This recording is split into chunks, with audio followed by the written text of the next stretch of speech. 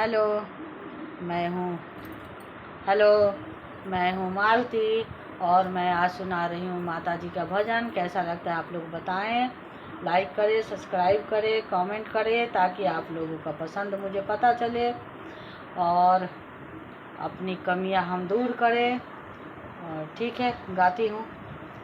निमिया के गछिया कवना गुना हो, मैया गईलू लोभा। निमिया के गछिया कवना गुना हो, मैया गईलू लोभा। झूलेली सातो बहिनिया हो, मैया झुलुआ लगा। झूलेली सातो बहिनिया हो, मैया झुलुआ लगा। ना भावे बेली ना भावे चमेली, ना भावे बेली ना भावे चमेली।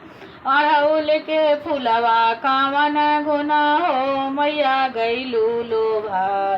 अड़हुल के फुलवा कावन गुना हो, मैया गईलू लोभा। चुन चुन के गरवा के हरवा हो, मालिन दिहलू बना। चुन चुन के गलवा के हरवा हो, मालिन दिहलू बना।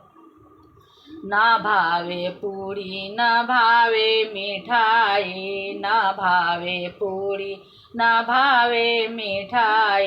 दूध के करहवा में कवन गुना हो, मैया गईलू लोभाई। दूध के करहवा में कवन गुना हो, मैया गईलू लोभाई।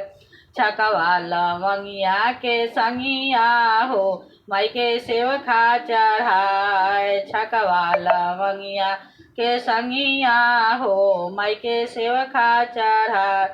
अहिनी दुवरिया अर्जी लगावे, अहिनी दुवरिया अर्जी लगावे। सेवखा के सुन के बिनतिया हो, मैया होई सहाय।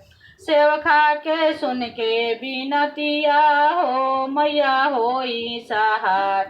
मालती सुनावेली पचारा हो, मैया होई सहाय।